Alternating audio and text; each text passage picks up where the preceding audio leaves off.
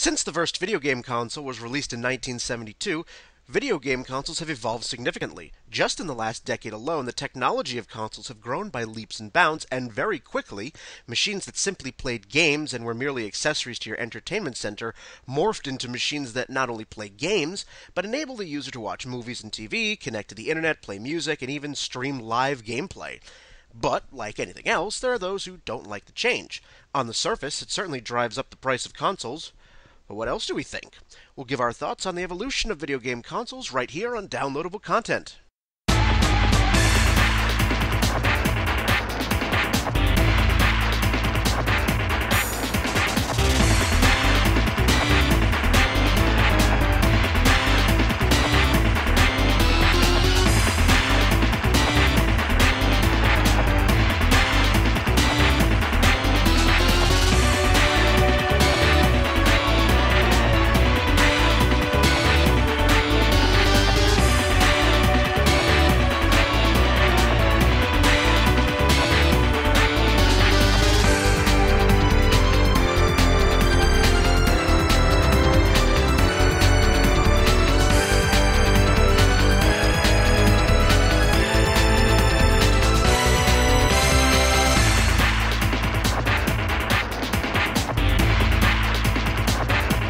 Hello everyone and welcome to Downloadable Content. I am Brian, and with me on this episode we are joined by Reid once again.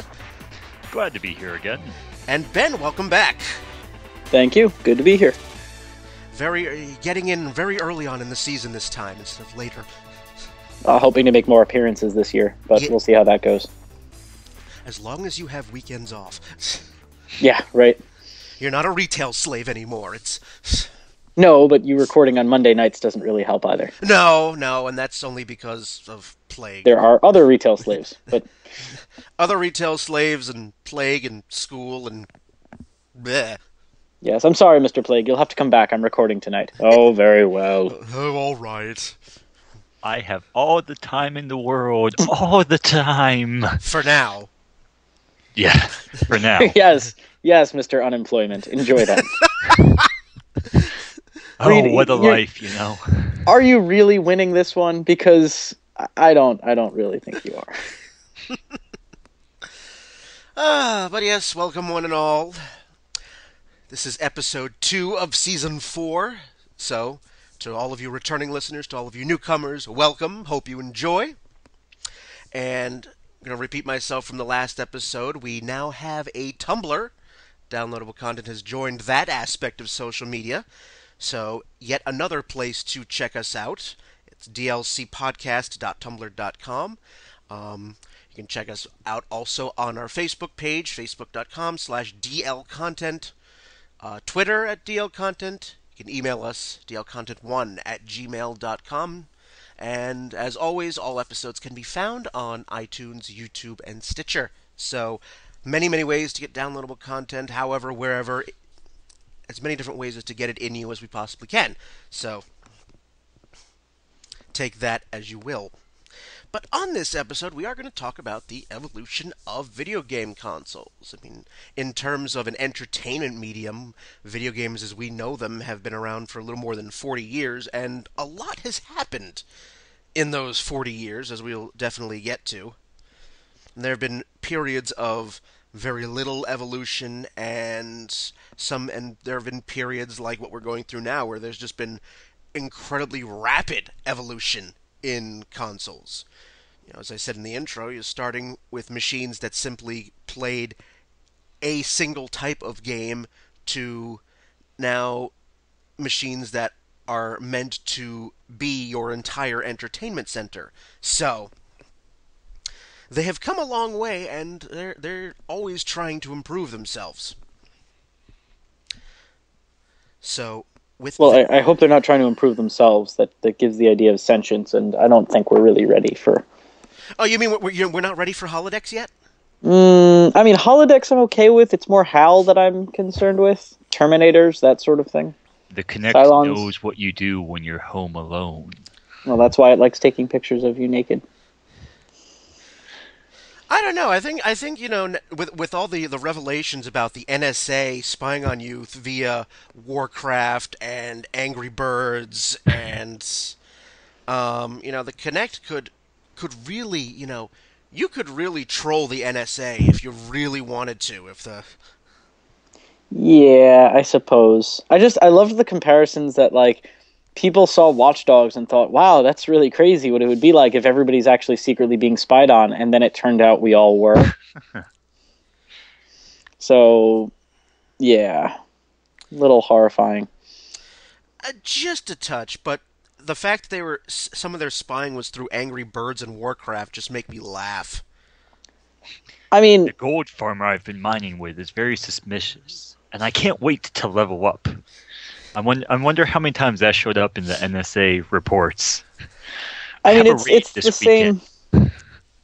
It's the same logic by which we can imagine anything silly being created by a bunch of people in business suits. But you have to imagine that there was actually probably like, it's a great place to hide out. Would you have taken anybody seriously if they'd said, "Oh, hey, I'm going to give away all these national secrets through a free to play Facebook game"? I don't know. I made the joke to April that like with all this NSA spying in video games, it makes me think that every day at the NSA must be like an episode of Get Smart. Or Pinky in the Brain. Better analogy. So Yeah, I think I like that one. Thank you. so yes. So speaking of things spying on us, how about those game consoles? How about those game consoles? Yes, like many. That's one of the many tangents of this very fine, sophisticated program. Back we go. Back we go. We go all the way. We have a flashback. Flashback. Way back to the 1950s Well, or 60s. 1972 was the first official home video game console, the Magnavox Odyssey.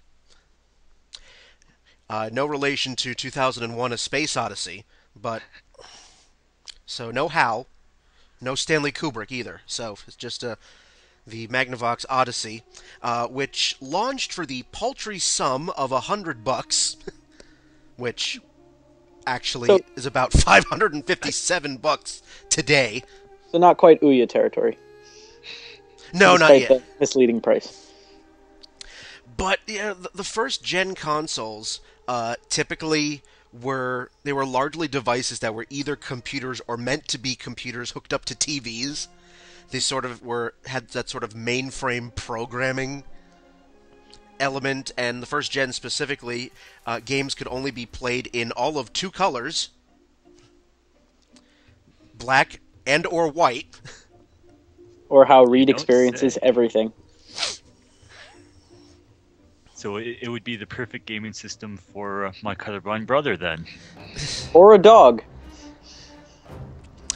And funnily enough, the Magnavox Odyssey was the only one really of the first gen consoles to have the ability to play cartridges. Well, they weren't called cards, you used game cards, but it had its own separate slot for different games, as opposed to the other ones, which were basically all Pong clones. I mean, It at the also time, it also had gaming peripherals. I believe it had some form of weird light gun that looked more like a old-style Star Trek phaser. Yes! We wouldn't get to the Zapper until the third generation, so... Ah. But yes, the Magnavox Odyssey had a very impressive video game library, all of 27 games. well, I mean, yeah, we laugh now, but at the time it was more like, wow, they managed to think of 27 different ways to play Pong. The Odyssey itself was not solely Pong, shockingly. No, I know. I'm aware that there were other console game ideas. It's just sort of, yeah. Looking back now, we can look at it and say, oh, it's so quaint and archaic, and at the time it was just the most incredible thing that anybody had ever seen. Ever. It was... In 72, there was 100,000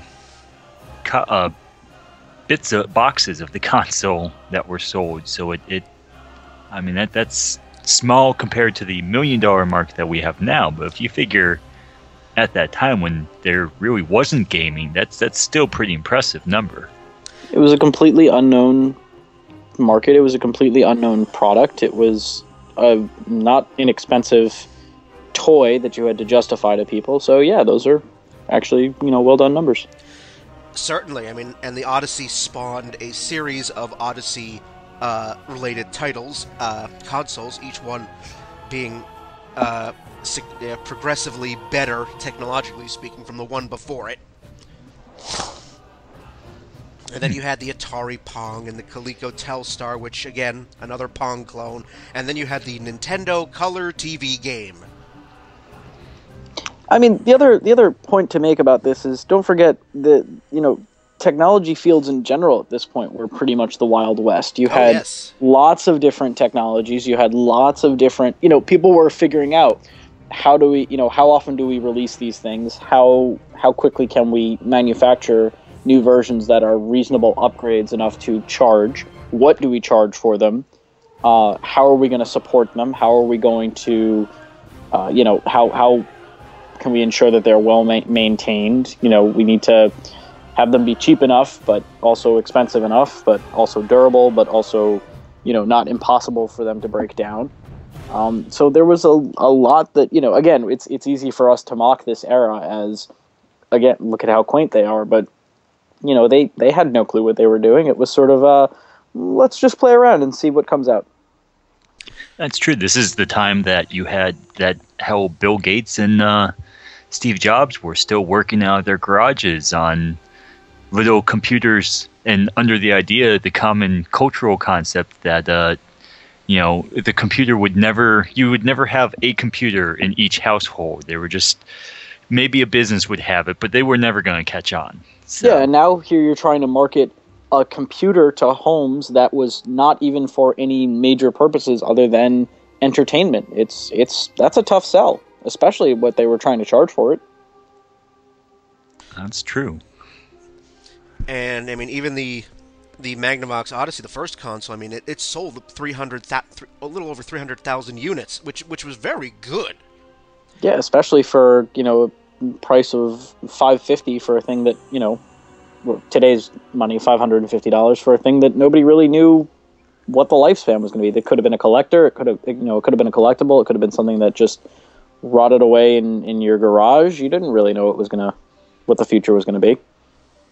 Talk about being early adopters. I mean, wow. Absolutely. And, and Nintendo, this was their first foray really into electronics. They, for those of you who don't know, Nintendo, long before they had been involved in electronics, they were the makers of playing cards. So this was their first, the Color TV game. There were 5 variants of it, and each one was a different game. And it was they were only released in Japan. Of the 5 first-gen consoles here, the Nintendo one was Japan only in 1977.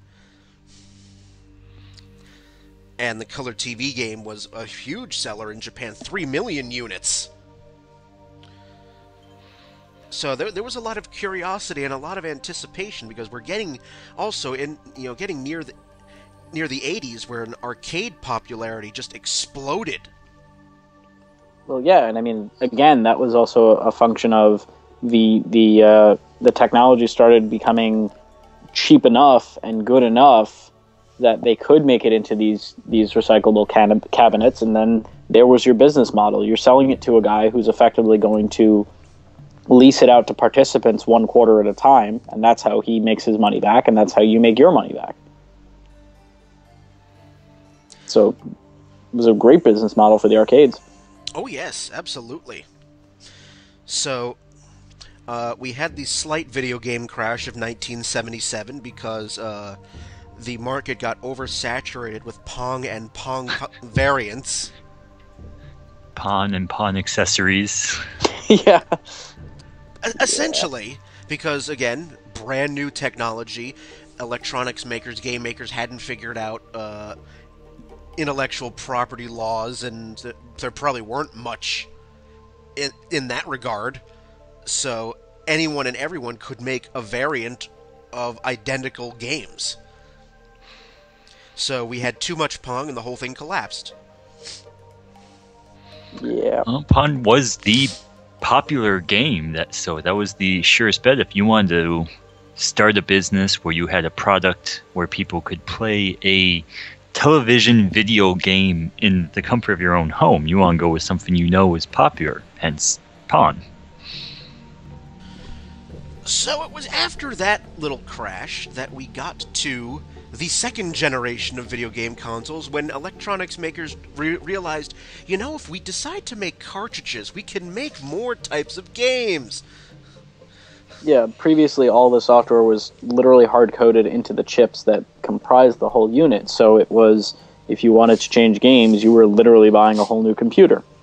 So the magic of software meant that, hey, we can sell people different games. And just that alone was a significant jump. We have the consoles of the second generation that were probably the most well known: the Atari series, the 2600 and the 5200, the Intellivision and the ColecoVision. The ColecoVision. I had the pleasure of getting to play with an old original ColecoVision for the longest time. A family friend had worked for a manufacturing warehouse and put them together just up in Schenectady, New York. Hey! Which, though the place now, I believe, is a children's toy car production place, but nothing with electronics. But ColecoVision was just such this great, weird box, especially when, at the time that I was playing it, it was about I was first got to experience it about the same time as the NES, so. Well, I mean, it wasn't that far off. The ColecoVision came out in the U.S. in August of 1982, and the NES wasn't. It was just a few years later, so. True, but the NES definitely had a much.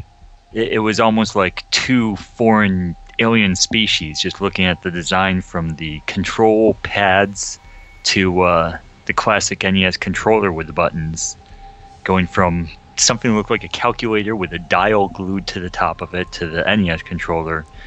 It definitely worked out a bit better, I think, in Nintendo's favor with their designs. The funny thing was that the top-selling game for the ColecoVision was a Nintendo title. It was Donkey Kong, because Nintendo had licensed Donkey Kong to some of the other electronics makers, and Donkey Kong was included with the ColecoVision, which by extension made it the top-selling game. Well, what's funny about that is there is a great quote, and I am trying to look up who said it. I believe I know, but I do not want to get this one wrong. Yeah, so there was a great quote from Alan Kay, who, if you don't know who Alan Kay is, look him up. He's a very well-known computer scientist, but there's a great quote from him that says, people who are really serious about software should make their own hardware, which, if you think about Nintendo, there you go. They're quite serious about their software, and as a result, they refuse to let their stuff run on anybody else's hardware. So, as far as the controllers go, though, I think the difference in design philosophy was you're thinking about it from the perspective of a computer programmer who's going to want as many options as possible and it's done in the service of making a better game from their perspective. If the programmer has all these extra buttons, that means there are all these extra options that they can then give to the game. But Nintendo looked at it and said, no, think of it more like a child's toy. It should be simple. If you take away those extra buttons that don't necessarily have a real use anyway, you're left with something that's much easier to use, and with fewer choices, it means that everybody's going to make the same design decisions, and then suddenly things become a lot more universal and easier to work with. So by removing like the 9-button, some of the extra excess 9 buttons and the little control stick, and replacing it with something like the D-pad, game control suddenly became a lot easier for everybody involved. Players got something simpler, and developers also had, far fewer problems to worry about. And on top of that, they Nintendo also, everybody had the pretty formatted rectangle style for their controller, but most of the companies that were out had the rectangle, so you would hold it almost like a TV remote. And I guess in theory you could say that's because they were trying to emulate remotes for TVs and get people used to that. But when Nintendo decided to put their rectangle horizontal, it became a little more naturally fitting in the hand, be able to reach all the buttons. Because you also had not just the joystick in a lot of the other consoles that were out there, but you had the weird, almost like an old style volume knob that would only spin left or right to control some of your movements. So that was always a little weird to try and work with one hand. Well, it's an interesting point that you bring up about the controller and the way you're meant to hold it as a television remote, because that's the point of comparison for the Nintendo Wii remote as well. That was the entire idea. There was make it accessible, make it something really familiar, make it something that, when Nintendo released it in 2006, it was, we'll make it something that people who don't really play video games will still know about. There were no people who play a lot of video games when Coleco was releasing their system, so they kind of had to say, well, let's look at things that are already familiar to people. True. What also interests me is the fact that some of these consoles in the second generation that were not made by Atari were backwards compatible with Atari. There's an interesting concept. Like the Intellivision, it was made by Mattel, and it could play not only its own games, but could also play Atari 2600 games through a special hookup. Yeah, it was a lot easier in a lot of ways to kind of reverse engineer stuff at those points, and intellectual property laws weren't really, the kind of copyright enforcements that we're used to today weren't really a thing. There were periods where, software wasn't looked at as something that could be protected. It was kind of nebulously viewed for a long time because people just didn't understand it and didn't understand its value. So, yeah, you'd see all sorts of things where people would kind of steal from one another in that sense. Not that they were, physically going and ripping them off from anything, but if they make an add-on that's compatible with a piece of hardware made by somebody else, then it helps them, because now they can say, well, look, if you already had the Atari 2600, you can play all of those games, plus you can do all this other stuff. And at the time, Atari wasn't really left with a ton of legal options. Today, can you imagine something like that? It would, wouldn't get anywhere before there would be a huge cease and desist lawsuit. Oh yes, absolutely. And also the second generation saw the first handheld consoles. There were 3 of them. 2 of them were miserable failures, like the Milton Bradley Microvision, which was the first handheld that actually had interchangeable cartridges, but a lack of support from anybody really kind of doomed it. The even more of a miserable failure than that was the Epic Game Pocket Computer, which was released in Japan in '84. So bad that only 5 games were released for it. And then finally Nintendo Game & Watch, which was immensely popular. And even to this day, Nintendo still has a very, very firm grip on handhelds. They're still doing very well with that. So, but I remember as a kid, the Nintendo Game & Watch, how it inspired. Do you remember all those little handheld LCD games from Tiger Electronics? Oh my God, they flooded the market with those, because it was the simplest thing in the world for them to create. It was the same 3 sound effects. It was the same 4 buttons or 3 buttons on every single one of them. They just had to reskin them and change the backdrop. I remember, owning Tiger Electronics pinball and baseball, And I mean that was a direct result of the Game & Watch. I think I had a Batman one and a Street Fighter one. Oh, yeah, and Mortal Kombat there was at one point. The Tiger handheld Mortal Kombat. Just because. Just because. So, and the runaway winner in terms of units sold, that was the Atari 2600, by far. But then the video game crash of '83 happened, thank you, E.T., and, Somewheres a giant stockpile of terrible games are moldering under the desert sands. waiting to phone home. And things haven't changed. A single bad game, well, it can't crash the industry anymore, but it can pretty much kill a developer. I was just talking to my roommate about this the other day with Factor 5 and Lair, and that pretty much single-handedly killed them.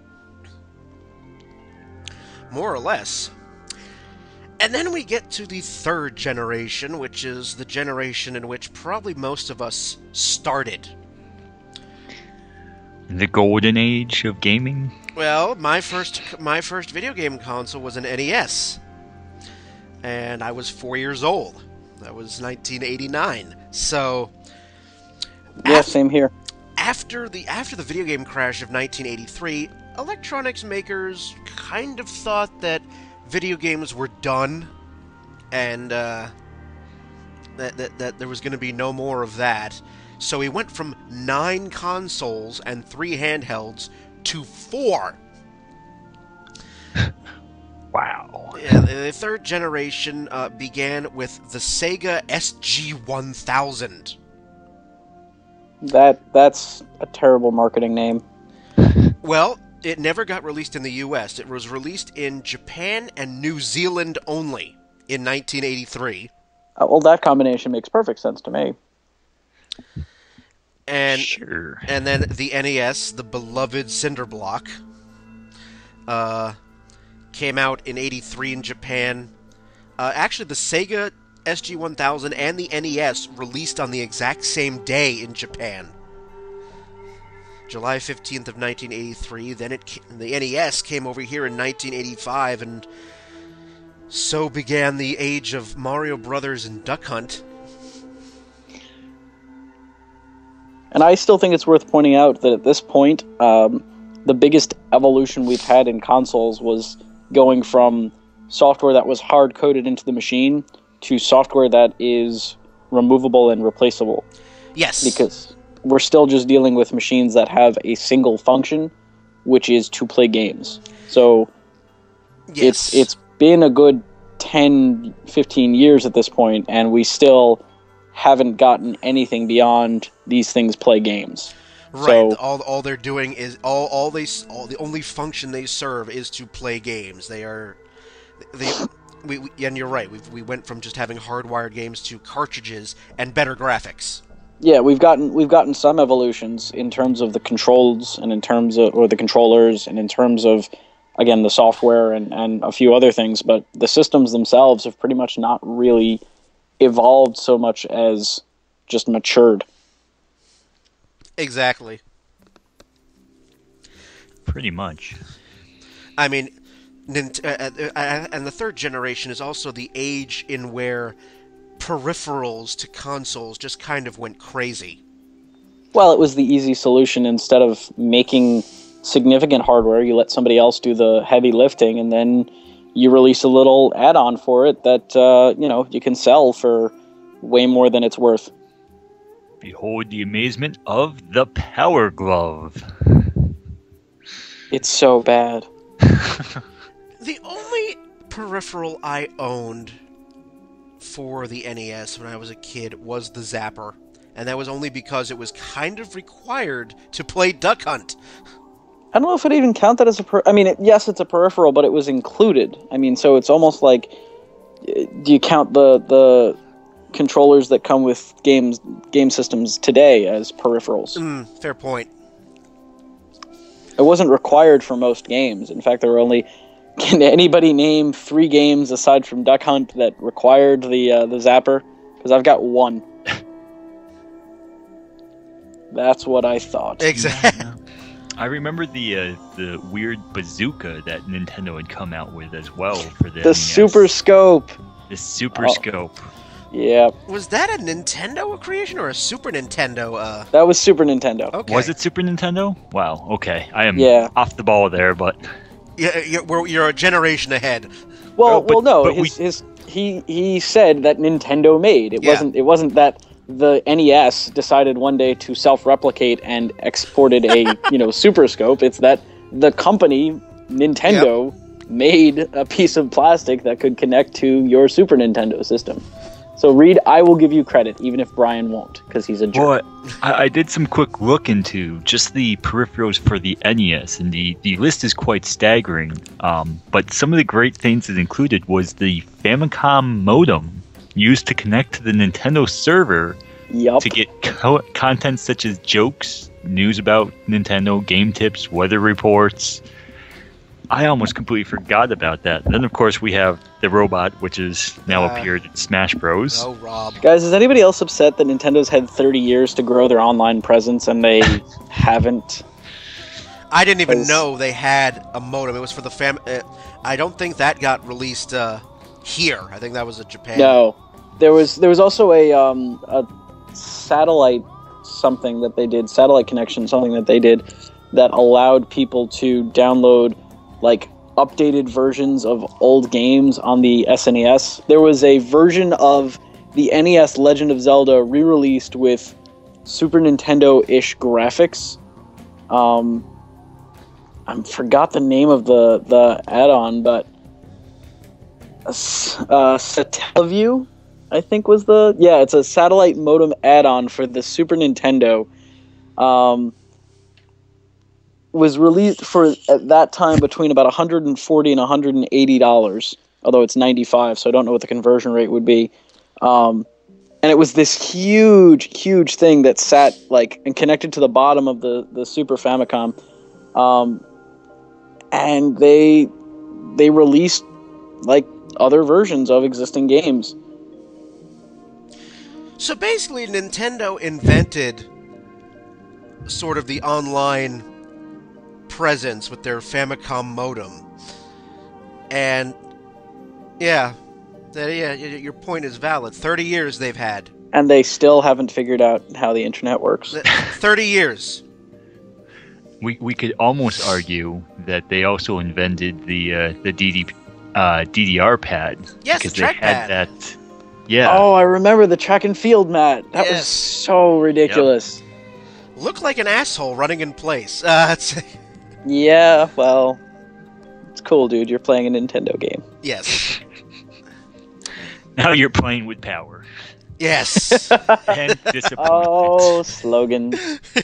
Now you're playing with power and embarrassment. So then here's the question. Since these things kind of didn't really stick, does it count that these were system evolutions? Because, I mean, these were not things that made it anywhere outside of the US. They were not part of the core experience. And, they're things we're looking back on now as sort of I can't believe they did that, rather than as this was an integral part of the experience. I would argue yes in the concept of evolution of evolutionary dead ends. Trying, experimenting with evolution pathways to see what's going to work. Having that first generation step of like, well, let's see if running in place to play track and field is going to be popular. No, it's not too popular. Okay, we're going to cut that as an evolutionary dead end for now. I think without that experimentation, they wouldn't have been able to strengthen as some of the generations went on the gaming base to the point that they could get strong enough to start exploring those areas again: online play, motion control, etc. That's fair. Yeah, I would agree with that as a fair criticism. I mean, Nintendo does a lot of dipping their toes into various things, and whether it's successful or not determines whether they're going to pursue that further or shelve it until a later time. For instance, the 3D capabilities of the GameCube that nobody knew about. Yeah. And then we had the other two consoles of the third generation. We had the Sega Master System, and the Atari 7800. So another multiple of 2600. We Well, like math. they like math. Microsoft doesn't like math, but they like math. Yeah, they like math. Yeah, No, Microsoft just can't count. We're gonna go 360. All right, now we're gonna go to 1. one. Well, what I particularly love was the rumor was they were not going with Xbox 2 because they didn't want the Xbox 2 to compete with the PlayStation 3 and have people decide, well, 3 is better than 2, so let me get the 3. So instead, now that they're up to PlayStation 4, they decide to go with Xbox One. So they're now widening the gap. And of course confusing everybody who used to say, well, the original Xbox or the first Xbox is, now it's, well, there's the original, the second one, which was called 360, and then the third one, which was called One. It's reminiscent of Kojima's idea to name Metal Gear Solid 2 Metal Gear Solid 3 to confuse people. Yeah, well, that'll happen. And so, I mean, the only console that I really cared about when I was 5 was the NES. I hadn't even heard of the Master System until much later. My cousins had one. I don't think I ever played it.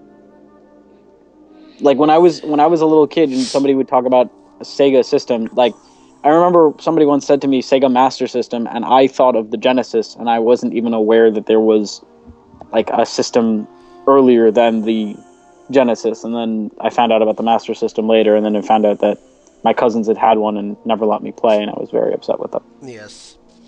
So we press on to the 16-bit era, the 4th generation. And we then get to probably one of the best periods of video game history, which were essentially the console wars of the 90s. This was probably our golden age.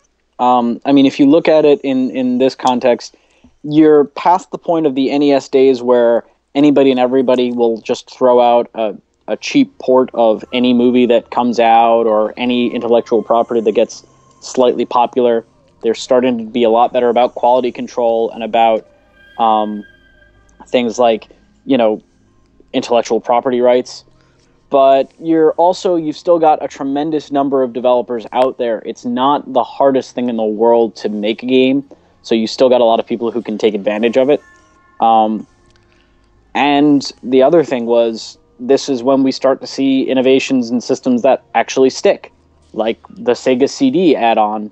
Not the idea that, you're going to buy a system and then you're going to have to buy this massive peripheral accessory to it. I don't know of any examples that that's really been successful, like the Nintendo 64 DD or anything like that. But here it is. Oh, cool. This thing can play games, and now it can also play CDs. Right. And, that's when we started to see something like that. I mean, we're still predominantly cartridge-based, and we're still with the gaming consoles are still solely game machines. That's all they are. At this point, I mean, we had obviously the Super Nintendo and the Sega Genesis. We had the TurboGrafx 16, and then we had the redheaded stepchild known as the Neo Geo. Well, I mean, again, I don't know that I agree with that. If you've got the capability to play music CDs, then you're not just a game console. I mean, that's how it was sold out of the box, but once you start adding these peripherals in, then you're changing what you're using the system for. You're adding a regular functionality to the machine. True, but I think the main focus during this time for the consoles that were coming out was definitely the games. I mean, there may be a few additional little aspects that the system can perform, whatever the case may be, watch movie, whatever. But this is definitely when the focus, the reason you would go out and buy this unit was primarily so it would play games. And we really had, as Brian had said, you had Sega and Nintendo, which were the leaders of the pack. We kind of had some of those other, like the Neo Geo, which has such a weird cult following, but they were out there. They just didn't have quite the power behind them as the standard. We play games systems. Well, then let me ask you this: do you think that's not the case today? I don't think the emphasis, I mean, is completely on video games today with the consoles. Look at the marketing. I mean, no. Not obviously, it's not completely on there. But my point is that your theory at this point is that this was almost exclusively the reason why people would buy consoles. So I'm saying, do you think that people buy consoles today with their primary purpose in mind, not being to play games with them? Do you think there are people who are buying an Xbox One, for instance, and this is what Microsoft wants, but do you think that there are people who are buying systems not with the primary purpose of playing games, but with the primary purpose of watching movies, of using it as a cable box replacement, or, you know, any of the myriad of other functions that it's capable of? I think to a degree, yes. Not quite a huge noticeable difference, but I do believe in the state we're in now, currently, there are people that are buying primarily the PlayStation 4 or the Xbox One, though they're probably more likely going the previous gen variations of those, but they're buying them for the purpose of primarily the TV streaming video, being able to store their movies or music on it, as well as the not so gaming aspects, the voice control search with Kinect, or the fitness aspects, that it's not so much like the traditional I need to beat this level or get the high score, more of the this is going to help promote me to be healthier. But that's because our culture of gaming has changed so much from the 16-bit era. I mean, during the 16-bit era, it was gaming. You know, it was one of those things, kids got it, parents looked at it as a waste of time. Now we're kind of getting that point where those parents, not even the ones that had aged with the 16-bit game systems and things, but just the older generation are starting to see that there are some benefits from some game-ish things. But if you have something that'll let you watch Netflix and Hulu and Blu-rays and stuff without needing a cable box, hey, that's an added bonus. See, I don't know that I agree. I mean, I feel like the market is not flooded, but there's certainly a significant number of other little streaming box devices that you can get a hold of. There's Roku's, there's Apple TVs, there are plenty of other. I mean, a lot of HD TVs now come built in with Netflix or Pandora streaming on them. So I don't really know that people are buying these devices as anything other than primarily gaming systems. And I think that's a little bit where some of Microsoft's disconnect with what the general gaming market wanted came in from. They were trying to make a machine that was as much, if not more, something that you would use for functions other than gaming, and also happened to be a, in their eyes, great gaming console. I just don't know that I agree with your assessment. Well, there you go. And apparently I stand alone on that. No, I mean, that's the whole thing. We're so used to these convergence devices at this point that I can understand where you're coming from, but at the same time, I don't think that people primarily... I think that game systems are still one of those things that this is a machine you buy for a specific purpose. People will buy computers for anything and everything they can think of.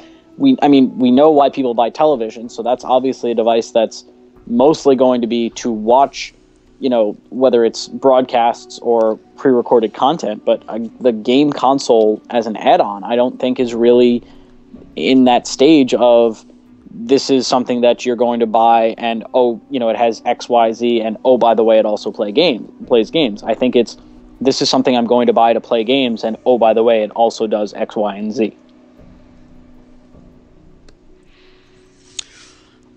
I mean, I certainly personally, when I don't consider the other add-ons of modern video game consoles really important when factoring in a decision to buy a console, I still And you're probably right. I mean, the vast majority of people still view them as game machines. Yes, they can do a host of other things. Yeah, I feel like they're too expensive, and there are too many other choices on the market for that to make sense. And I mean, there's also, I mean, I hate to say it, and we hate for it to be true, but it is true. There are certain stigmas still associated with gaming. So, you know, there are certain adults that will think to themselves, I'm not going to buy a Nintendo something, you know, without necessarily knowing anything else about it, even if it's going to do exactly what they want, because there may be the mentality of, well, this is something that kids buy to waste time with.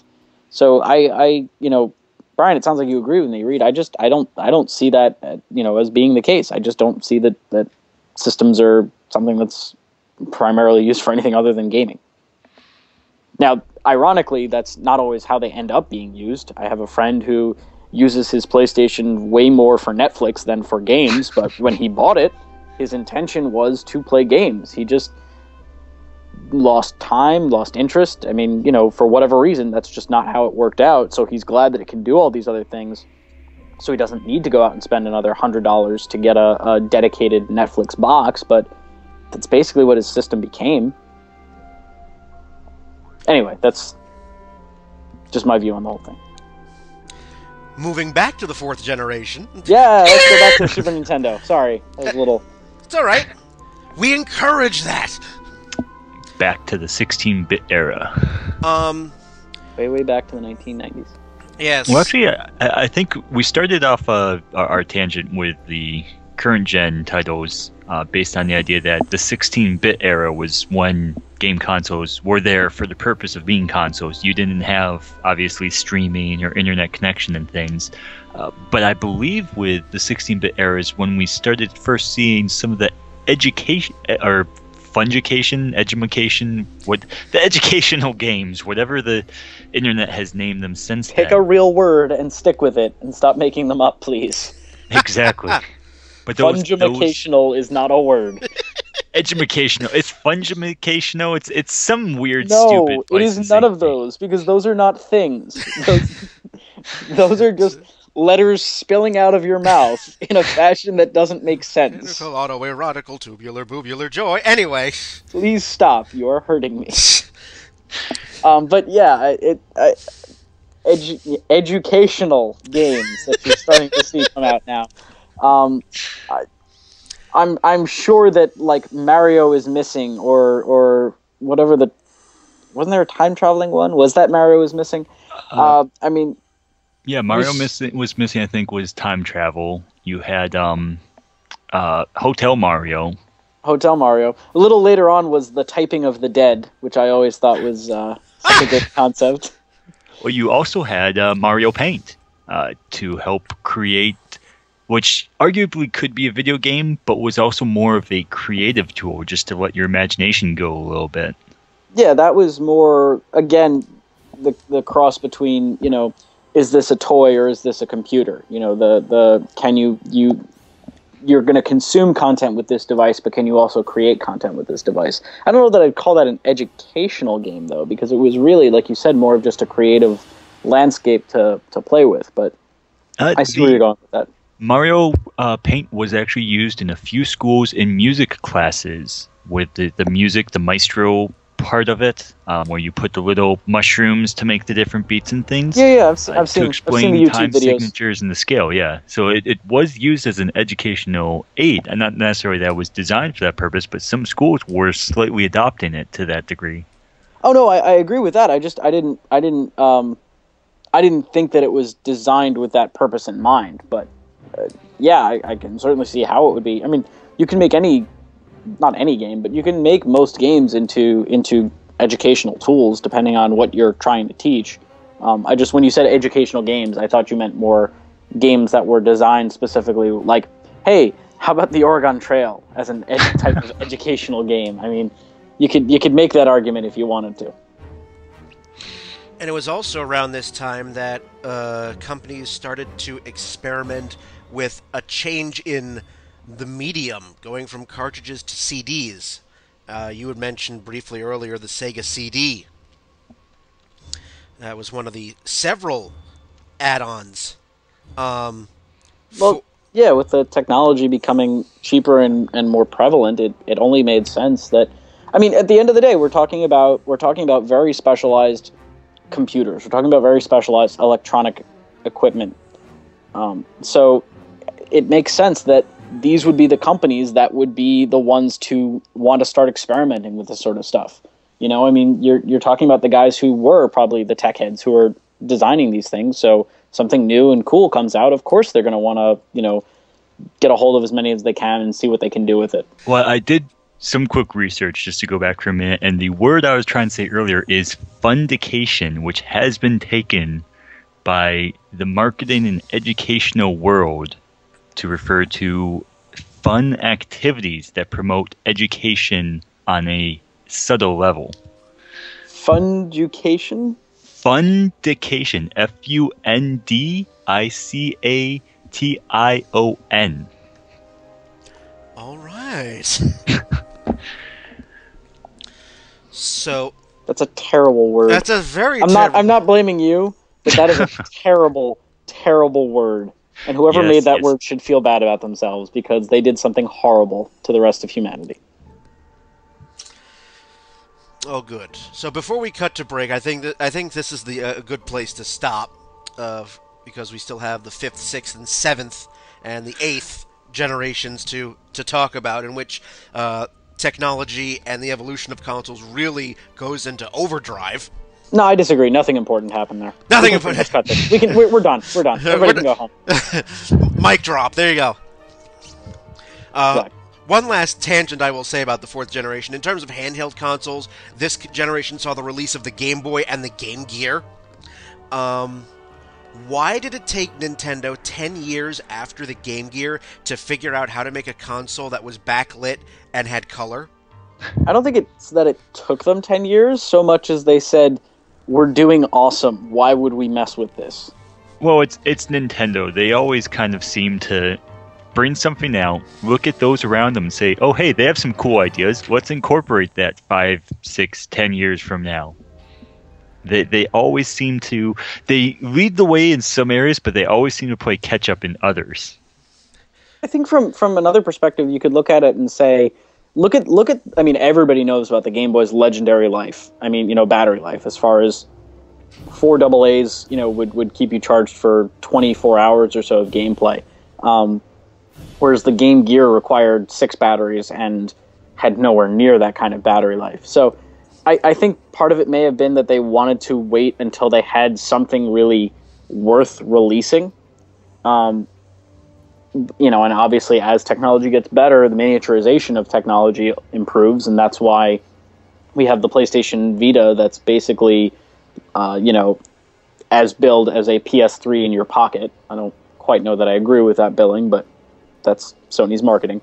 But again, I don't think they felt there was any kind of threat. Like you said, Brian, they've basically owned the handheld market since there's been a handheld market to own.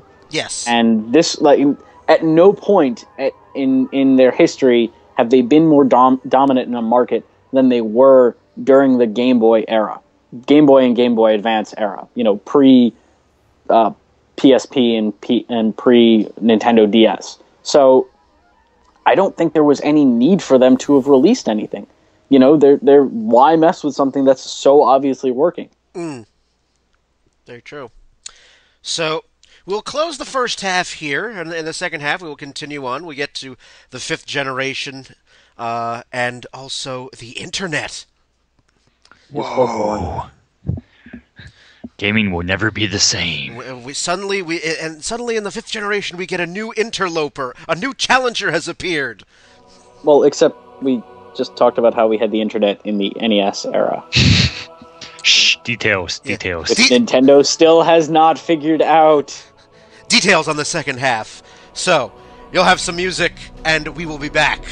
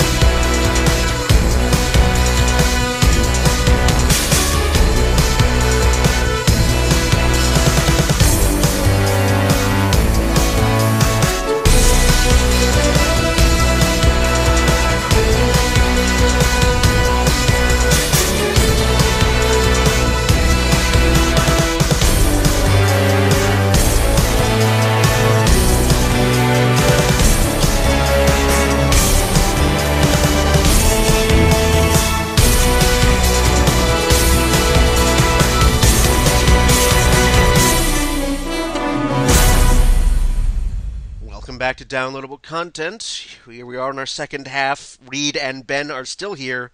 They are still disembodied voices, but they're still here. Ooh. Evil! I have an itch on my nose, but no hands to scratch it with. How do you have a nose if you're just a disembodied voice? Disembodied nose. No. It's a big existential crisis for you right now, isn't it? Yes. It is. Like, how do I have a nose if I'm a disembodied voice? I have no nose, yet I must itch it. May the rats eat your eyes. Reid, whatever you've been smoking, put it down. So we move along in the evolution of video game consoles. We've taken a look at the first 4 generations and how pretty much by and large they are still, just game machines. That's all they are, and we've gone through basically 20 or so years of video game history, and with the exception of graphical upgrades and hardware updates, they're still single function machines by and large. But now as we move into the 5th generation, we have a change of medium as companies start shifting away from cartridges and moving to the that thing called a CD-ROM. You had the Saturn and the PlayStation, and then you had Nintendo being stubborn on the other side of the fence.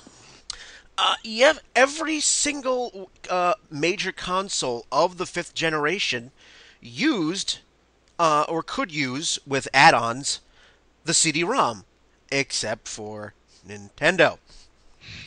So we had who planned a add-on that was again bigger cartridges. Yes. So you had the 5 major consoles of the 5th generation: the 3DO, Atari Jaguar. They were still trying. Bless their hearts.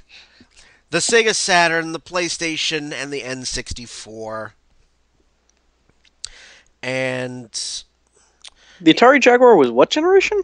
I thought that was 4th. No, it's considered a 5th.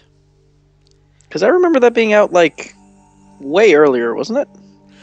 It came out in November of 1993. Okay. But yet... And they really consider it part of the 5th? Yeah. Alright. I don't know why. I mean, it doesn't really matter anyway. It had no presence or, market relevance to begin with. But, okay then. Yeah. And just as a side point, as I looked to see what the when these consoles were released and how much they cost, in the lead up to the current generation, the Xbox One, people were bitching about how much that, $500, that's too expensive. The 3DO, when it launched in October of 1993, launched at $700, which in today's dollars, it's almost $1,130. So, I mean, that was also stupid because the PlayStation 3 launched it famously $599 or euros, depending on where you are, or euros. Yeah, exactly. I mean, my only concern I ever had with the Xbox One's price was I think that a lot of people could see that the Kinect seemed to be the extra $100, and since they didn't want it anyway, and it was a required part of the system, I think that was really the problem that people had with price. I just felt like it's not that I felt that that money was ridiculous for a console. I just didn't feel like I was going to get that much value out of the system equal to what I was putting into it. So that's certainly a fair assessment. But heading back into the 5th generation, now companies are utilizing CD-ROMs as the main basis for game distribution. They hold more than a cartridge. And along with them comes the introduction of the bane of every gamer's existence, the load time. That was probably the biggest advantage a cartridge had over the disc. If there was anything positive you could say about Nintendo's steadfast adherence to cartridges, it was no load time. Well, I think it was the only advantage. I mean, CDs held way more stuff, which meant that developers could make much larger games. It was significantly easier. I mean, the only other advantage was that cartridges meant that you didn't require any kind of dedicated memory storage, because you could save your games to the cartridge, which you couldn't do with CDs. But I was just gonna comment on that. That's absolutely it. CDs were clearly the far superior format. Nintendo just liked the advantage of instantaneous loading or near instantaneous loading. So, I mean, from what I remember, that was their reasoning for not going to CDs. Well, didn't they also attempt, if I remember correctly, the reason why the PlayStation got created was because of a Nintendo fuck-up? Yep, there was that whole story with they worked with Sony to make what became the PlayStation as a CD add-on, and then realized that they'd cut themselves a really bad deal, so they decided to just kind of mess the whole thing up by announcing the Philips CDI, which was also hastily put together and a terrible system in its own right. But I mean, yeah, I think Nintendo saw it as like, it'll be this cool thing that can also play CDs and help us bolster Super Nintendo sales, but I don't think that they saw it as this is going to be the primary medium that people will use to play games. Or at least that they were planning on making games for. And again, when it came time for the Nintendo 64, they looked at all of the obvious advantages afforded by CDs and still decided to go with cartridges. There were other reasons to it. There were licensing things with developers. It was more restrictive, which meant they had much tighter control over how things worked, which is, again, Nintendo's problems with third parties rearing their head. But yeah, it was not. I don't think you could make the argument that it was made for any technical reason other than it will mean that games will load faster, because they still sold memory cards. They still, had all these other. And they lost out on every other advantage afforded to the PlayStation because of the decision to stick with cards. Yeah.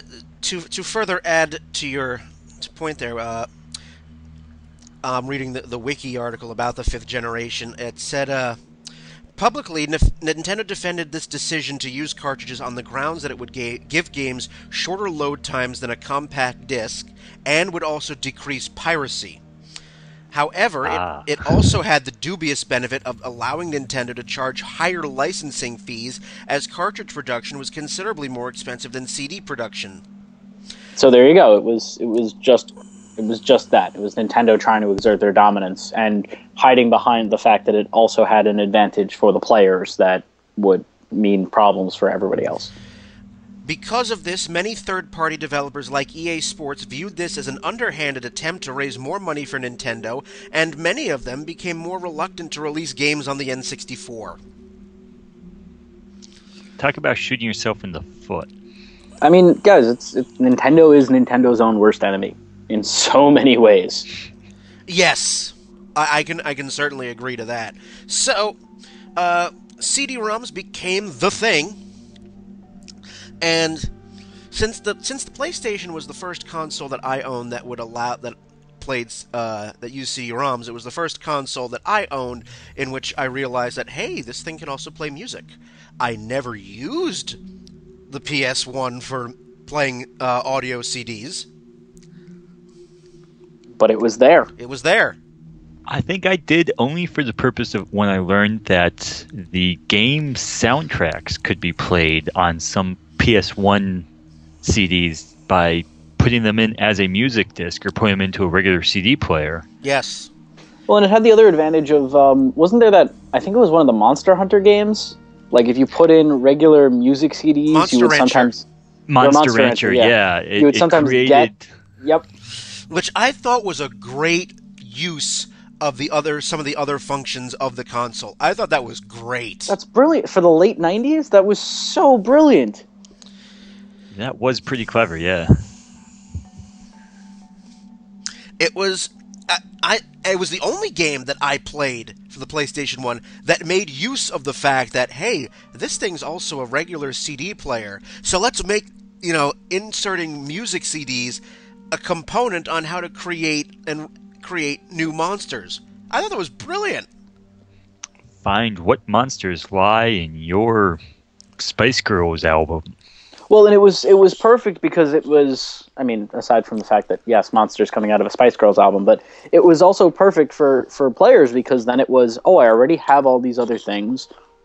Let me find out what, cool new characters I can get from the CD collection I may already have or that my parents may already have.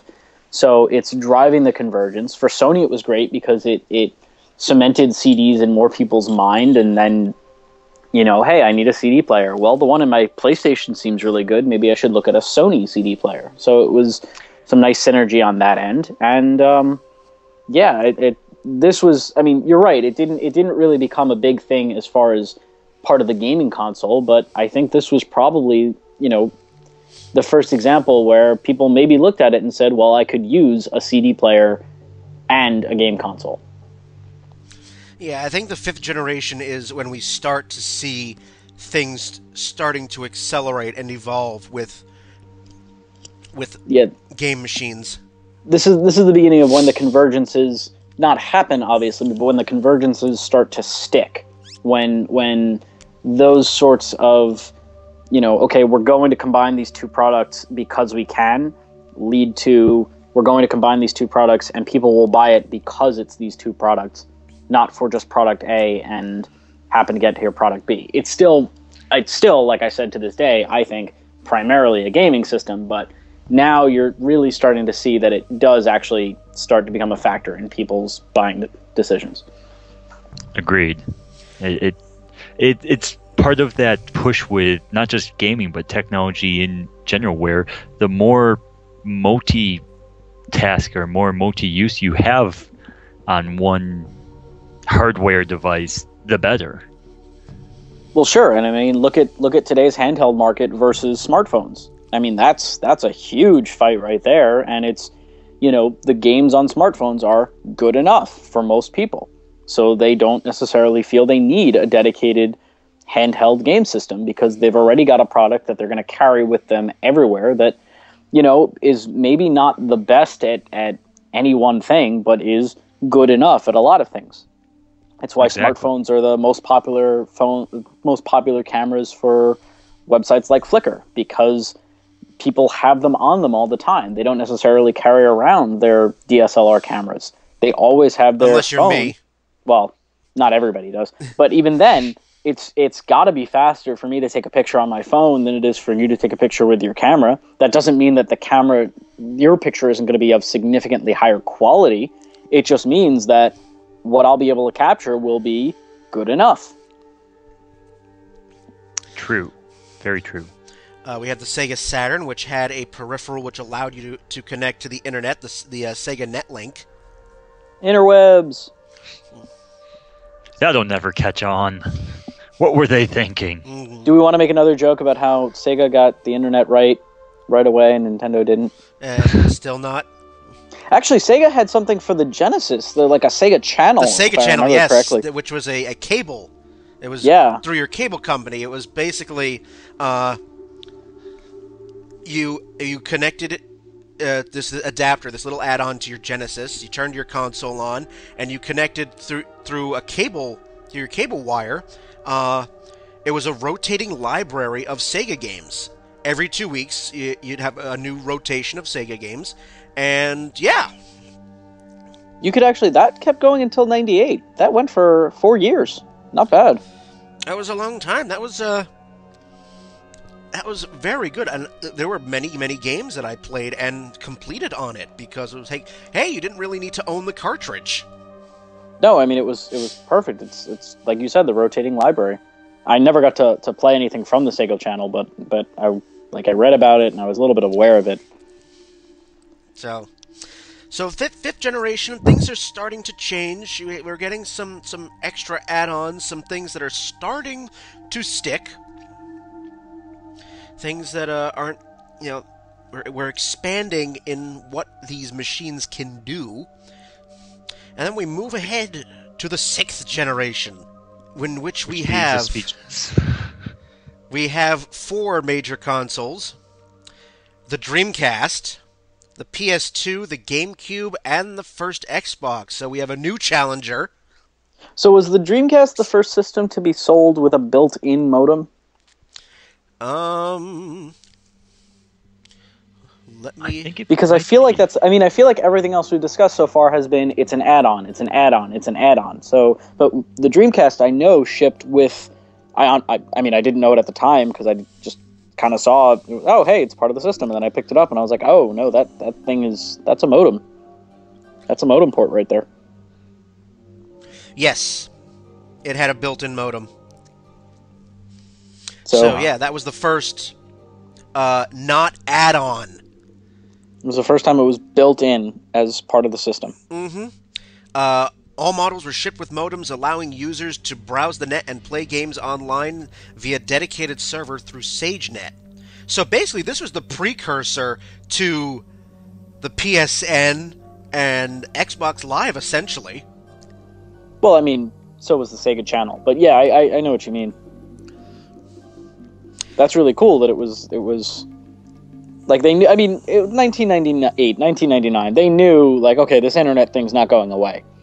And I believe it was only no, it wasn't only dial-up. The built-in one was dial-up, but I believe they said it was, there was broadband available? I could be wrong about that. I don't know for certain.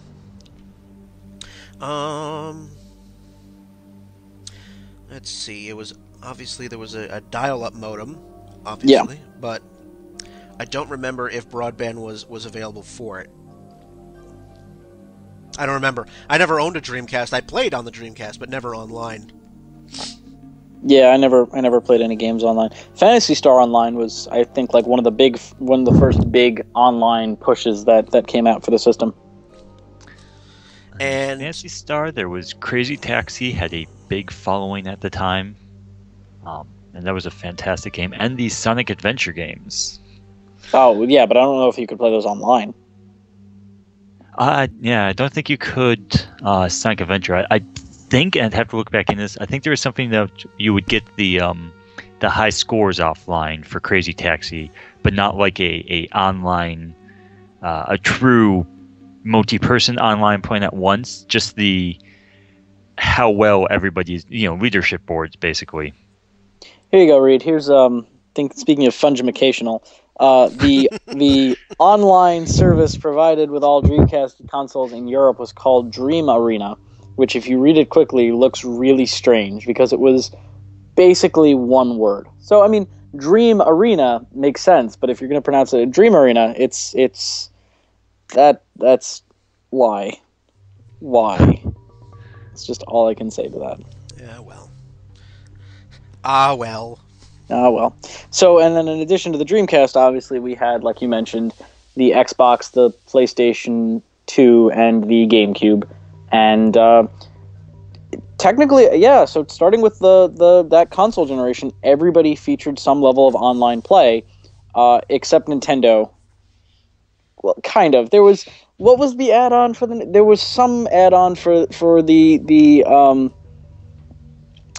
for the GameCube, but like there were 2 games that ever made use of it.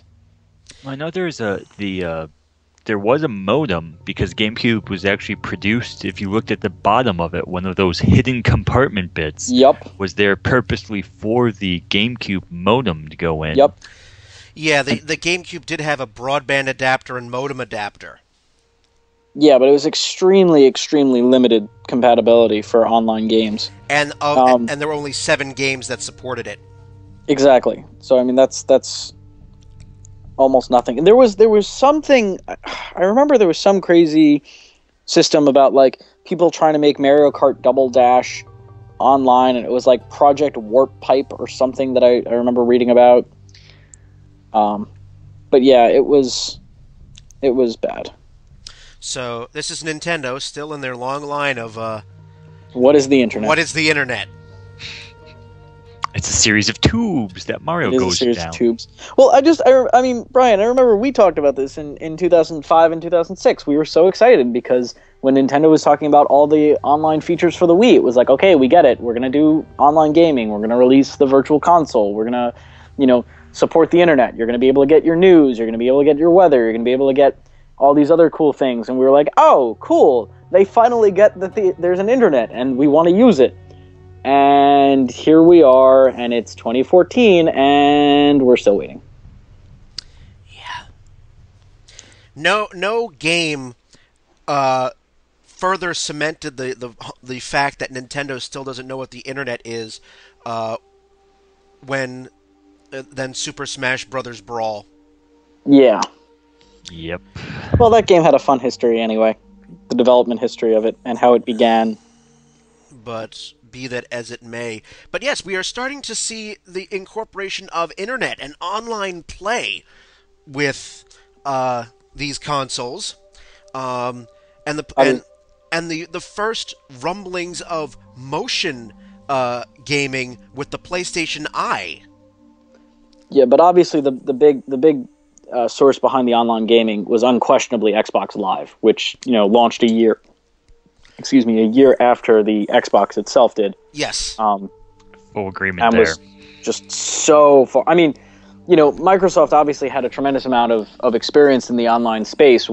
Well, much more so than Sega, or who was not manufacturing a console at that point, or Sony or Nintendo. So it's not really surprising that they became the quick, obvious leader. And just that's really a position that they have and probably will not yield at any point. They built themselves up such a substantial lead that it's hard to see anybody else exceeding them on that. But yeah, that was the genesis of online gaming as we know it today. And boy, if you look back at the original Xbox and the Xbox Live stuff, it's so rudimentary. And, even now, I still feel bad for the Dreamcast because it had very strong sales here.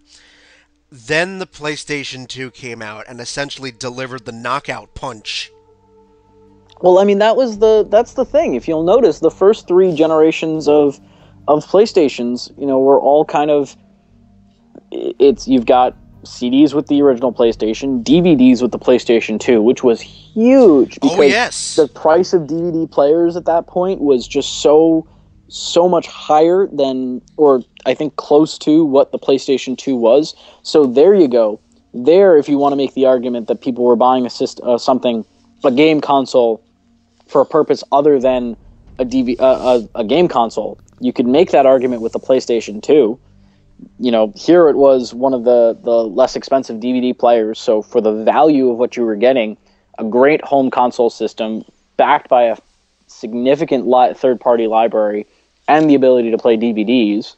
Not to mention that around then was, I believe, when they started introducing built-in Rumble to controllers. You no longer had to buy a Rumble Pack expansion to get, vibration gaming. There's your argument if you're trying to shoot down that people buy systems for anything other than primarily being game players. And then, of course, with the PlayStation 3, same thing with Blu-ray drives. It was, I still don't think, the cheapest Blu-ray drive, but, for obviously Blu-ray hasn't taken off quite the same way DVD has, although it is certainly the standard. But you ship this great system, and oh, by the way, it's also got this capability behind it, and you're gonna get an awful lot of attention. You're gonna get an awful lot of sales. Well, the interesting thing with that too, when we had the PlayStation 3 and the Xbox 360, we were also in the midst with basically spearheaded by those same companies away from the gaming field. You had HD DVD versus Blu-ray, and who was going to come out. Yeah, but Microsoft didn't really support HD DVD.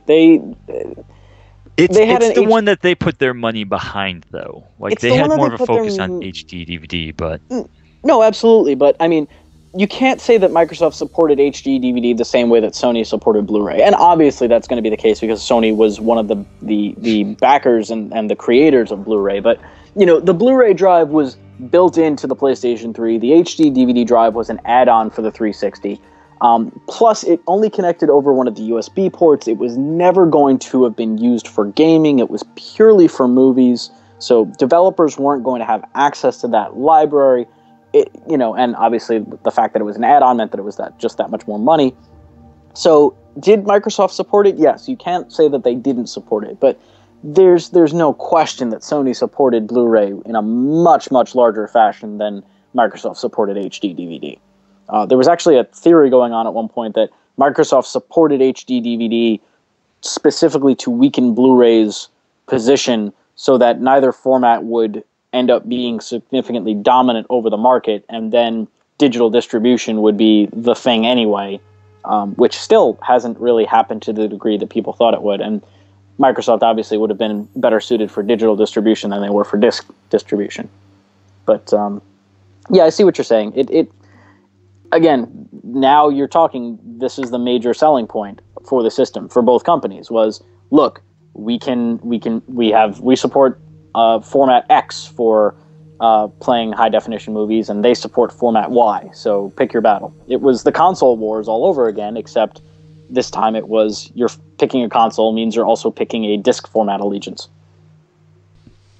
Exactly. Definitely with the 6th generation of consoles is when we really, really begin to see game consoles taking on multiple functions. This is when we start thinking about the video game consoles now starting to become... We start beginning to think about these could be the all-in-one devices for your entertainment center, and not just something to go with your DVD player or your VHS player or your stereo. We start definitely pushing toward that mindset. And here again is a clear schism for Nintendo, because to this day, Nintendo has not released a home console that can play DVDs. They said the Wii was going to, and then they pulled it back. Obviously, the GameCube couldn't because it was a different size disc, although there was the Panasonic Q that was released that was specifically a GameCube and DVD player. And the Wii U can't read DVDs either. So Nintendo still makes what they think is basically just a game system that also has just a few other things. So here you see the market kind of separating into the convergence devices and Nintendo, which is just this thing plays games. That's all it does. It just plays games. That's all people want. Apparently not. Apparently that's not all that people want. Or the Wii U would be in a distant first instead of in a dismal third. We don't need to look at all those details, though, to understand what the people want. Yeah, it's piffed, things like that. We're not concerned with that. So we move to the 7th generation, which is still ongoing because the 360 and the PS3 are not dead yet, not by a long shot. So now we are down to just 3 major consoles: the Wii, the PS3, and the 360. And we have the jump from the 6th generation to the 7th in terms of what these machines can do, except for the Wii. Well, I was going to say, this is clearly the era of motion gaming. Yes. In total units sold, the Wii is the winner for the 7th gen because of the huge boost they got very early on in the first year or two. Yeah, Microsoft had a 1-year lead that evaporated fairly quickly. Yeah, right now the Wii has sold almost 101. As of December 2013, the Wii has sold almost 101 million units worldwide. Not bad. And the PS3 and the 360 are about at 80 million. So, the Wii had I mean, we all remember that you couldn't find a Wii really for the first year because it was more than a year, but yeah, it was a long time. I wanted to get my Wii on day one. I had to wait 8 months for it because as soon as any store got them in stock, they were gone that day. Yep. They sold like hotcakes. There was unprecedented just sheer volume of how fast Nintendo was trying to manufacture them to keep up with the demand. Well, because the brilliant thing that they did was that they made it something that was, without really making it a convergence device, they figured out a way to make something that was something that a gamer would recognize as this is a system I want, and also make it something that people that wouldn't normally play games would also look at and say, yeah, I want to pick one of those up. So, True. So I mean, the motion gaming aspect, the Wii, Nintendo really hit a gold mine, and after the GameCube, this was a nice breath of fresh air for Nintendo. In terms of sales, yes, but yes, I mean, if you're looking at purely sales, yeah, if you're looking at many other, there were Aspects. Other metrics by which they were not. I mean, don't get me wrong. I have one. I bought mine on launch day, and somehow it still works. So I still am playing. I still play on it occasionally, but motion gaming was more of a fad than I think people believed for a long time there. Well, tell Nintendo that, because obviously they still think well, it's the thing. But I mean, I think people have told Nintendo that. That's why they had just such a pitiful financial report last week. But I mean, even though the Wii has won in terms of the sales, I mean, its other flaws are glaring when you look at the 360 and the PS3. For example, they are both HD capable systems. And True. And the Wii is not. And the Wii is not. I mean, trying to play a Wii game on an HD TV, oh god. That's painful. That's almost as painful as fungification or whatever the hell. Fungification. Fungification. It's going to become the word of the day. Yeah. I mean, yeah. The HD jump though is something else interesting that we kind of really haven't touched about yet, which is odd because it's ended up being fairly significant. People weren't really sure how much HD was going to be a big deal. Developers thought it would be, and honestly, I don't really love how it's influenced most art styles at this point. You hear the complaints about, lots of brown and sand-colored textures, and this is supposed to be realism and gritty. But yeah, HD ends up making a big deal. There were definitely growing pains for HD. Anybody else remember when Capcom games couldn't be played on standard definition televisions because the fonts were so small that they couldn't be read? Oh yeah. That was almost the case with Metal Gear Solid 4. I remember that. It was that pretty much was the case. It was very hard to play that game without an HD set for a while. And with the PS3 and the 360, now we have consoles that are far and away not just games. I mean, look at what we can do with these things now. I mean, I have Netflix on my PS3, and there's Hulu, Amazon Prime, I use MLB TV, not just the PlayStation Network and the Xbox Live. You can watch Blu-ray discs. It's become just about your all-in-one. Pretty much. Yeah, that's where the name Xbox One comes from. It's meant to be this one system that takes over your living room, which is actually a nice evolution. Years ago there was a speech that Bill Gates said, obviously televisions have always been thought of as the center of the entertainment room, whether it's the living room or a bedroom or wherever it's going to be, and he wanted that to be computers. So you're obviously, you're not going to necessarily be able to supplant the television, but maybe if you control the one system that actually gets plugged into it, if you think everything else goes through this central hub, which then is, in their mind, the Xbox One, which then gets connected to the television, maybe that's the next best thing. I mean, I still don't play my music off of my PS3 or my 360, but I have on occasion if I'm like cleaning or doing work around the house, just because the speakers for your TV are better than the speakers coming through my phone or my computer in the opposite room. But that's about the extent of my music playing on an Xbox. Yeah, or movies. That's another story altogether. I can't remember ever streaming music through my PlayStation or my Xbox. I have an Apple TV that I'll use for that, just because it is, the speakers on the television are way better. But these devices now are convergence devices. I will just as easily grab my PlayStation controller if I want to not watch Netflix as I will the Apple TV remote. It just comes down to a question of the viewing experience. To me, isn't that different. It's actually better on PlayStation, which says something. Just because it has that autoplay feature wherein, when you finish one episode of a TV show, it'll just launch right into the next one. It's kind of nice. It is kind of nice. The downside is obviously that, an IR remote is going to work way better than a Sony PlayStation controller that will turn itself off to save battery life, which I'm okay with.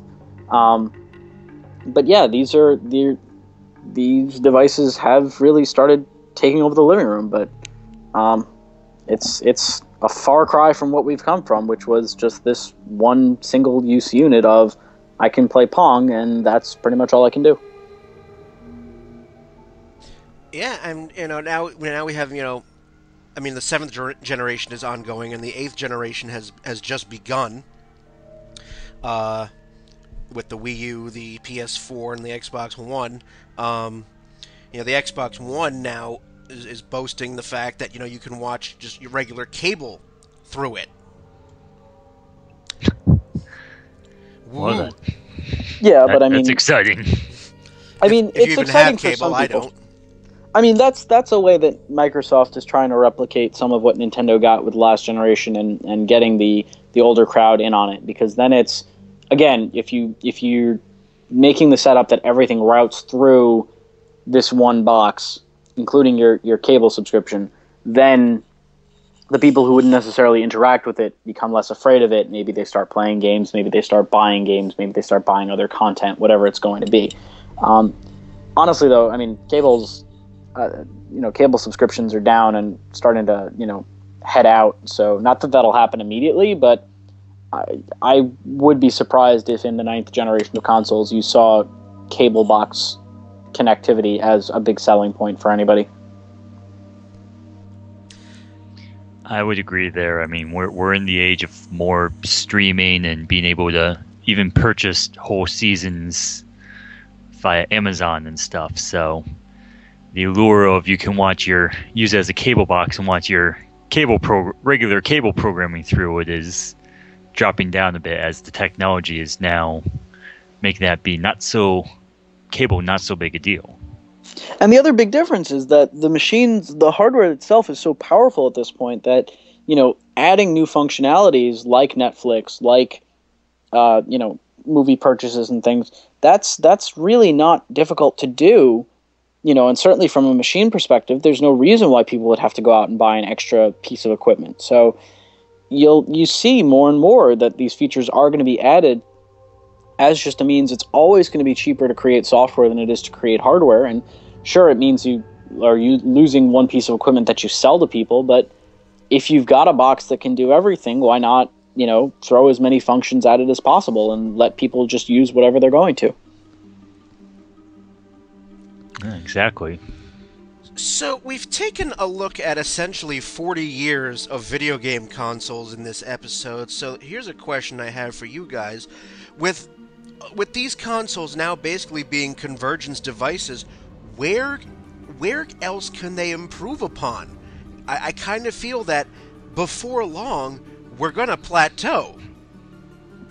I think one area that can use improvement but isn't really necessarily going to get the attention it deserves is how about a little bit more unified experience across the system? I mean, this is primarily you're dealing with, user, UX experience and UI stuff, but, if you're trying to use something like an Xbox One or a PlayStation 4, and I haven't used these apps on those systems, so I can't say for sure, but if Netflix has a drastically different setup than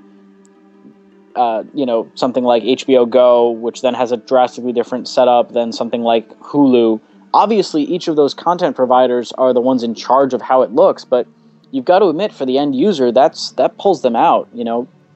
I'd say it'd be nicer if they could kind of try and standardize some of how these things look and feel across all the different platforms.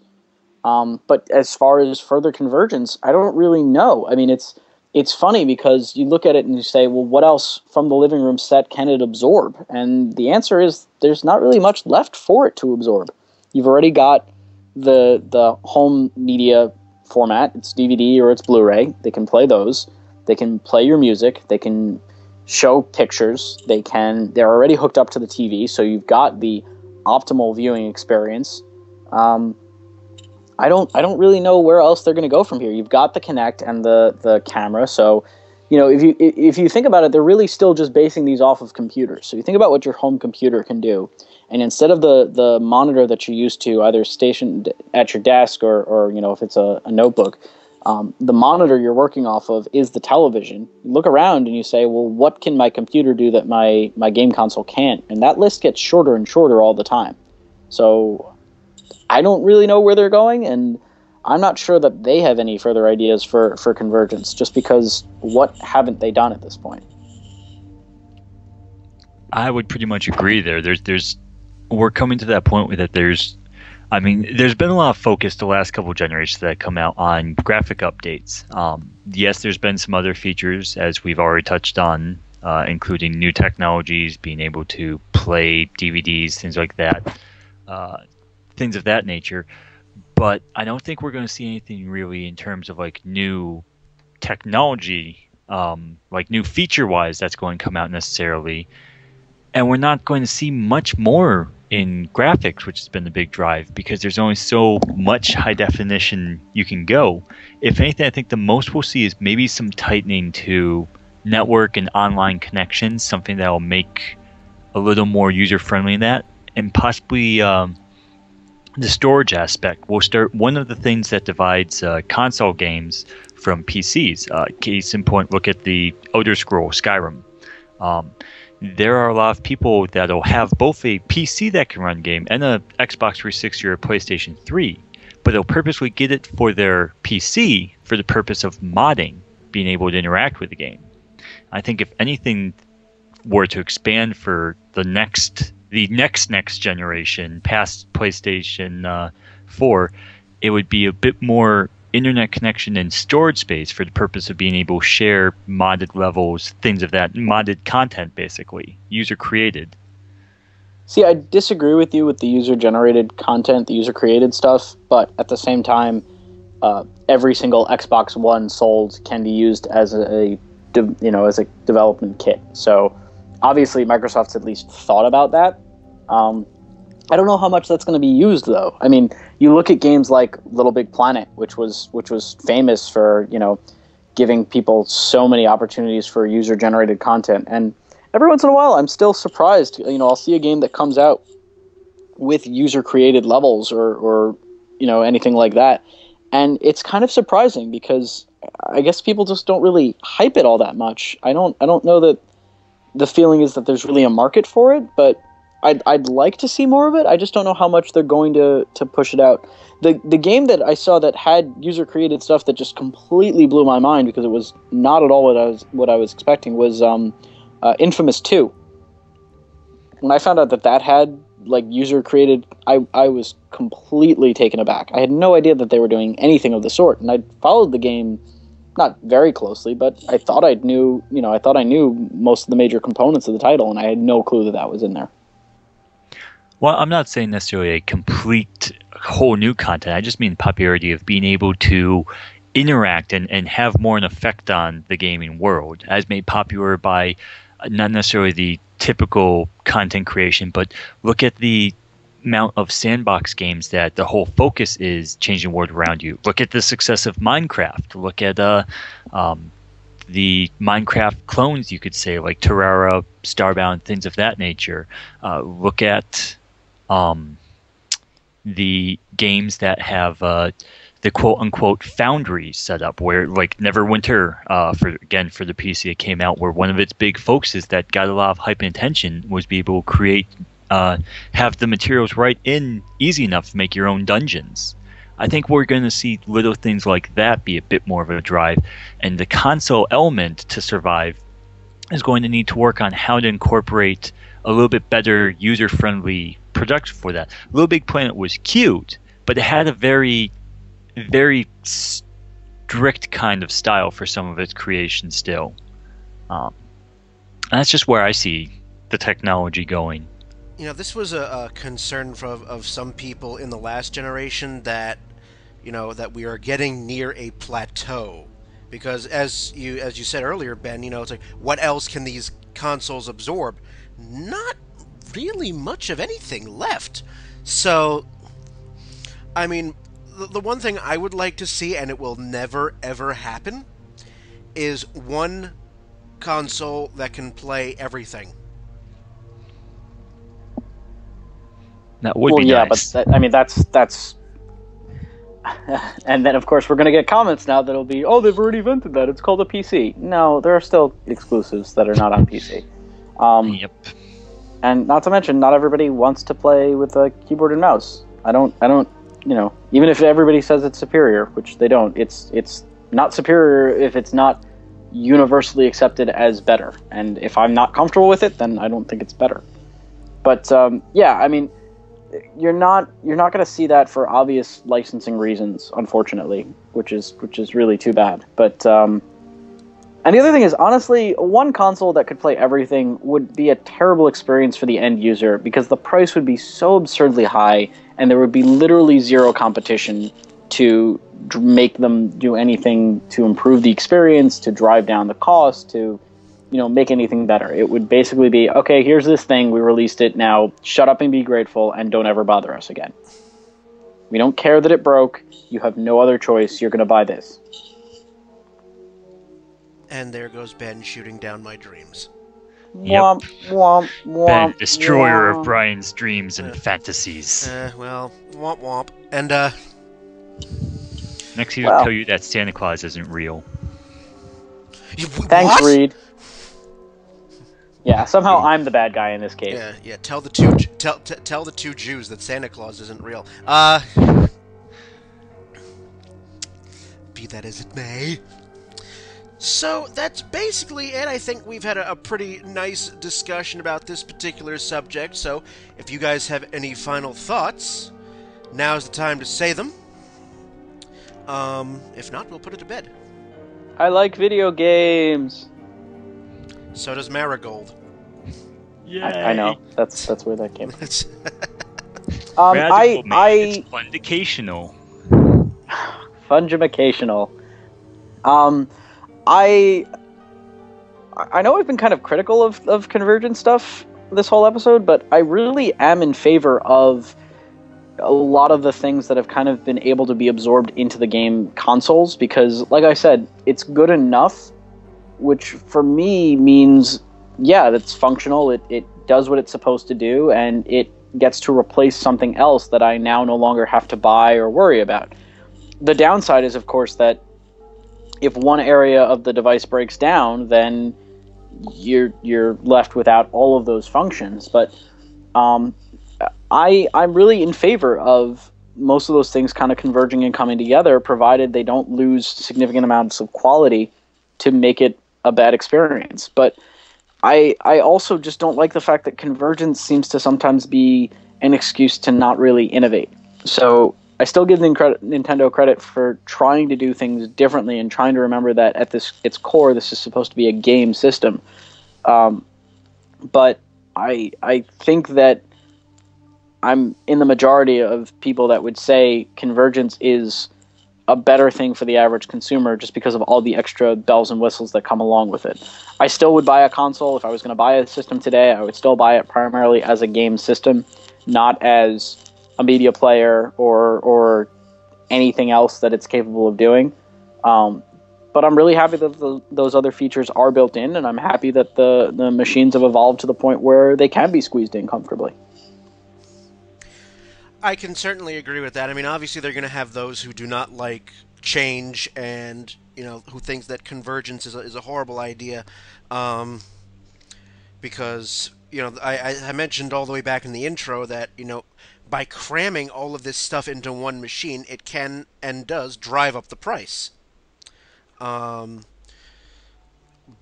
be that as it may, it's still, at the end of the day, less devices to worry about cluttering up your entertainment center.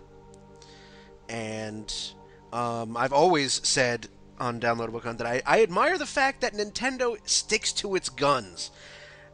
I mean, at times their logic is a little misplaced. I think they're a little foolhardy, but I like the fact that they are perfectly content to try to do their own thing and not follow the herd. I mean, it helps that they have the cash reserves to be able to, survive a year in which they sell less than 3 million units and are still able to, keep going. But yeah, it's nice that they do try different things. True. Any more from you, Reid? I think it's going to be interesting to see, now that we are in the current gen of online high def gaming. I think it's going to be interesting to see both what gets adapted as this generation ages and what's going to happen with the next generation of games. And then I think we're, interestingly enough, as the console technology gets, I guess, better graphics, things of that, I think we are going to start seeing more of the, as Ben kind of nonchalantly hinted out earlier, we're going to see the war of consoles versus PC gaming heat up a bit more. That's an interesting thought. Maybe a future episode?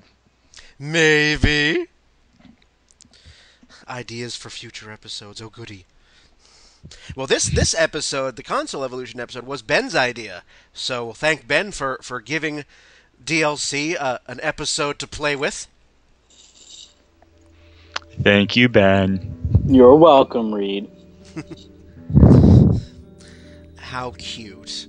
Aww. So I think we've pretty much wrapped it all up. So if you have any thoughts, questions, comments, anything you'd like to add to this episode or any other episode of Downloadable Content, you can get in touch with us a variety of ways.